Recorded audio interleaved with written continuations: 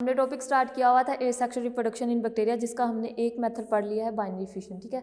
और उसके बाद मैंने बताया था कि एंडोस्पोर्स फॉर्मेशन, जिसमें हमने पढ़ा था एंडोस्पोर्स का स्ट्रक्चर। अब इस लेक्चर में हम पढ़ेंगे कि एंडोस्पोर्स की फॉर्मेशन कैसे होती है, एंडोस्पोर्स ज़रूरी क्यों होते हैं, एंडोस्पोर्स बनते क्यों हैं, endospores is the method of reproduction. सबसे पहले आप लोग को एक बात का ये पता होना चाहिए कि जो एंडोस्पोर्स होते हैं ना, ये रिप्रोडक्शन का मेथड नहीं होता, यानी कि इसमें ना साइज़ जो होता है ना, पेरेंटल साइज़, वो इंक्रीज़ नहीं होता या नंबर ऑफ सेल्स नहीं बनते। इसमें ये क्या होती है, एक ये पेरेंटेशन होती है जब कंडीशन अनफेवरेबल होती है, बैक्टीरिया की ग्रोथ के लिए सूटेबल इन्वायरमेंट नहीं ना होता, जहाँ पे बैक्टीरिया की डेथ हो सकती है, यानी कि फॉर एग्जांपल इन्वायरमेंटल फैक्टर हैं लाइक टेम्परेचर इंक्रीज़ है या मॉइस्चर इंक्रीज़ है या उसको न्यूट्रन नहीं मिल रहे ना, तो इस चीज़ से बचने के लिए ना, जब उसके लिए कंडीशन क्या होगी, अनफेवरेबल होगी, तो उसको उस चीज़ से बचने के लिए अपनी बॉडी को प्रोटेक्ट कैसे करेगा। तो जो बैक्टीरिया होता है ना, वो अपनी बॉडी के अंदर स्पोर्स की फॉर्मेशन करता है, और वो दो तरह के स्पोर्स बनाता है। एक होता है एक्सोस्पोर्स, जो कि उसकी बॉडी के आउटर साइड पर प्रेजेंट होता है और उसको प्रोटेक्शन देता है, हीट से देता है, टेम्परेचर से देता है।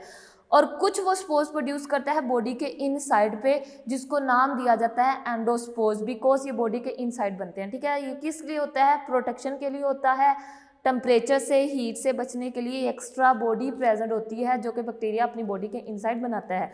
तो आज वाले लेक्चर में मैंने यही बताना है कि एंडोस्पोर्स की फॉर्मेशन कैसे होती है, एंडोस्पोर्स बनते कैसे हैं और रिलीज कैसे होते हैं, ठीक हो गया। जैसे कि यहाँ पे मैंने ग्राफिकली वे में इस यहाँ पे बनाया हुआ साइक्लिक मैनर में आपको दिखाई दे रहा होगा, एक जनरल बैक्टीरिया का स्ट्रक्चर है। और आपको पता है बैक्टीरिया के अंदर दो मेम्ब्रेन होती है, cell wall and cell membrane. Cell wall इसकी आउटर मेम्ब्रेन है और सेल मेम्ब्रेन इसकी क्या है, इनर मेम्ब्रेन है। और इसके अलावा बैक्टीरिया के अंदर प्रेजेंट होता है न्यूक्लिक एसिड मटेरियल, जिसको हम नाम देते हैं डीएनए, और इसके अलावा होता है प्लाज्मिड। एंडोस्पोर्स ने कहाँ बनना है, बैक्टीरिया के इनसाइड, यहाँ पे, ठीक है ना। और आपको पता है बैक्टीरिया के यहाँ पे प्रेजेंट होता है, ये सारा जितना भी है ना, ये क्या है, इसका फ्लूइड है, जिसको हम नाम देते हैं साइटोप्लाज्म, ठीक। अब इस साइटोप्लाज्म और प्लाज्मा मेम्ब्रेन का इसमें रोल है एंडोस्पोर्स फॉर्मेशन बनाने में। सबसे पहले जब एंडोस्पोर्स ने बनना है ना, तो सबसे पहले जो इसका डीएनए होगा वो क्या होगा, इलोंगेट होगा, इनलार्ज होगा इन साइड में। उसके बाद वो क्या होगा, जितना भी इसका साइटोप्लाज्म होगा ना, साइटोप्लाज्म और मेम्ब्रेन है, यहाँ पे ये देखें डीएनए और स्मॉल पोर्शन ऑफ साइटोप्लाज्म, ये क्या करना शुरू कर दिया, सेल वॉल का इसके अंदर रोल नहीं है। इसके अंदर ये जो प्लाज्मा मेम्ब्रेन आपको दिखाई दे रही है ना, यहाँ पे एक सेप्टम बनना शुरू हो जाएगा, यहाँ पे वो कंस्ट्रिक्ट होना शुरू हो जाएगा, एक जहाँ पे ना जमा होना शुरू हो जाएगा प्लाज्मा मेम्ब्रेन। और यहाँ पे कुछ डीएनए, क्योंकि डीएनए प्रीवियस यहाँ पे मैंने क्या बताया, डीएनए साइज में इंक्रीज होगा, सबसे पहले वो साइज को इंक्रीज करेगा, डबल करेगा। उसके बाद ये क्या होगा, यहाँ पे मेम्ब्रेन क्या होना शुरू होगी, अंदर की तरफ इन्वेज होना शुरू हो जाएगी प्लाज्मा मेम्ब्रेन, जैसे कि अभी प्रीवियस में मैंने बताया है कि मीजोजोम बनना शुरू हो जाएंगे यहाँ पे।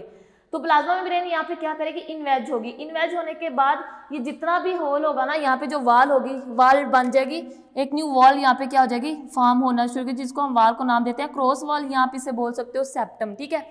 यहाँ पे क्या होगा, plasma membrane start to sound DNA, cytoplasm and membrane isolated in, यहाँ पे इनवेज होना शुरू हुई थी। इस स्टेप में क्या होगा, जितनी भी प्लाज्मा मेम्ब्रेन होगी ना, उसके ऊपर एक एक्स्ट्रा वाल बन जाएगी, और वो वाल क्या हो जाएगी, यहाँ पे ये देखें वाल हो जाएगी, और इस तरह से जो प्रीवियस उसकी पिछली प्लाज्मा मेम्ब्रेन है वो यहाँ से क्या होगी, सेपरेट हो जाएगी एक साइड पे, यानी कि इसको क्या कर देगी, सेपरेट कर देगी, और यहाँ पे क्रॉस वॉल डेवलप हो जाएगी लाइक दैट, इस तरह से, जिसको हमने क्या नाम दिया है, इट्स अ सेप्टम, ठीक। ये प्लाज्मा मेम्ब्रेन के सराउंड एक वाल बनेगी डीएनए से और साइटोप्लाज्म में। इस तरह से यहाँ पे स्पोर्स की फॉर्मेशन बनना शुरू हो जाएगी, जिसको अभी हम नाम नहीं देंगे एंडोस्पोर्स, ये अभी स्पोर्स बनना स्टार्ट हुआ है, जिसको हम नाम देते हैं फोर स्पोर्स। यहाँ पे क्या होगा, spores septum surround isolated, spore septum क्या, स्पोर्स के इर्द गिर्द एक वाल बनना शुरू हो जाएगी, फॉर्मिंग अ फोर स्पोर्स। ये क्या बनाना शुरू कर देगा, ये जो सेप्टम है ना, ये क्या बना देगा, फोर स्पोर्स यानी कि एंडोस्पोर्स की फॉर्मेशन बनाना शुरू कर देगा। नेक्स्ट इस स्टेप में आपको एक वाल दिखाई दे रही होगी, ये जिस तरह से वाल एक दूसरे के ऊपर राउंड होती जाएगी ना, लाइक ये मेम्ब्रेन है, तो ये अंदर की तरफ क्या होती जाएगी, इस तरह से इन्वेज होती जाएगी, तो इसको मैं नाम दूंगी फोर स्पोर्स। एक ऐसा स्टेप आएगा, ये इस तरह से दोबारा होकर क्या हो जाएगी, इस तरह से मेम्ब्रेन दोबारा से आपस में मिल जाएगी, और इसकी बॉडी के इनसाइड क्या बन जाएगा, एक वैक्यूल बन जाएगा, लाइक इस तरह से, ठीक है।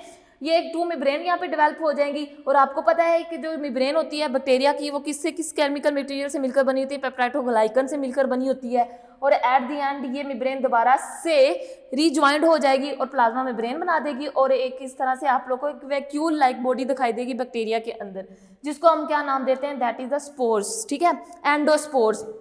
और इस तरह से ये एंडोस्पोर्स के इर्द गिर्द भी, जैसे कि अभी प्रीवियस में ही मैंने बताया एंडोस्पोर्स का स्ट्रक्चर, जिसके हमने अंदर पढ़ी थी, मल्टी लेयर्ड पढ़ी थी, inner spores, germ layer, spore coat पढ़ा था, और इसको एंडोस्पोर्स के ऊपर ये मल्टी लेयर्ड होती हैं। और ये जो आपको स्ट्रक्चर आपको प्रीवियस में दिखाया गया था ना, जिस तरह उसमें हमने मल्टी लेयर्ड पढ़ी है, इस स्पोर्स के अंदर तमाम जितना भी इसका जिनोम है ना यहाँ पे प्रेजेंट होता है। और अगर आप इस पूरी लेयर को दिखाई देते हो ना, तो प्रीवियस में मैंने आपको मल्टी लेयर्ड बताई थी, जिसको हम नाम देते हैं इन शॉर्ट क्या है, इट्स अ स्पोर कोट, ठीक है। स्पोर्स कोट इस तरह से जब ये स्पोर्स बिल्कुल बन जाएगा, और ये स्पोर्स क्यों बन रहा है, ये स्पोर्स की फॉर्मेशन क्यों हो रही है, क्योंकि बाहर जो एक्सटर्नल टेम्परेचर है ना या इन्वायरमेंटल है, ये इन्वायरमेंटल फैक्टर हैं, वो बैक्टीरिया की ग्रोथ के लिए, ये सर्वाइवल के लिए क्या है, अनफेवरेबल है। तो अनफेवरेबल कंडीशन से बचने के लिए बैक्टीरिया क्या करता है, इस स्पोर्स को फॉर्म कर लेता है, ठीक। इस स्पोर्स को क्या बोलते हैं, मैच्योर स्पोर। और जैसे ही कंडीशन बाहर फेवरेबल होती है ना, तो ये स्पोर्स क्या करता है, रिलीज हो जाता है, ठीक। कैसे रिलीज होता है, बैक्टीरिया की वाल को ब्रस्ट करेगा, वहाँ से रिलीज होकर दोबारा से क्या कर देगा, germination of new bacteria cells. तो लाइक हमने इस पूरे लेक्चर में किसको स्टडी किया है, एंडोस्पोर्स फॉर्मेशन को, और ये पेपर पॉइंट ऑफ व्यू से बहुत इंपॉर्टेंट लॉन्ग क्वेश्चन है, ठीक है। और बाइनरी फ्यूजन शॉर्ट वाइज उसकी डिफाइन या उसका जनरल मेथड पूछा जाता है। और इस लेक्चर में आप लोगों ने सारा डिटेल में पढ़ा है एंडोस्पोर्स की फॉर्मेशन। मैं अगेन बता रही हूँ कि ये मेथड नहीं है रिप्रोडक्शन का, ये क्या है, ये एक पेरिनेशंस होती है जब कंडीशन अनफेवरेबल होती है, तो बैक्टीरिया अपने आप को बचाने के लिए एक स्पोर्स बनाता है। दो तरह के स्पोर्स बनाता है, एक है एंडोस्पोर्स और दूसरा एक्सोस्पोर्स। एक्सोस्पोर्स ऑल बैक्टीरिया टाइप में नहीं प्रेजेंट होते, जर्नल। और जो ये आपको दिखाई दे रही है ना एंडोस्पोर्स, ये भी ओनली फ्यू स्पीशीज के अंदर बनते हैं। किस किस में बनते हैं, यहाँ पे मैंने लिखा हुआ है बेसिलस, और किस में होते हैं, क्लोस्ट्रीडियम में, ठीक है ना। बेसिलस क्या होता है, रोड शेप, और क्लोस्ट्रीडियम किस शेप में होता है, कोमा शेप में। इसके अलावा ये कोकाई और स्पाइरल में एब्सेंट होते हैं। क्लियर।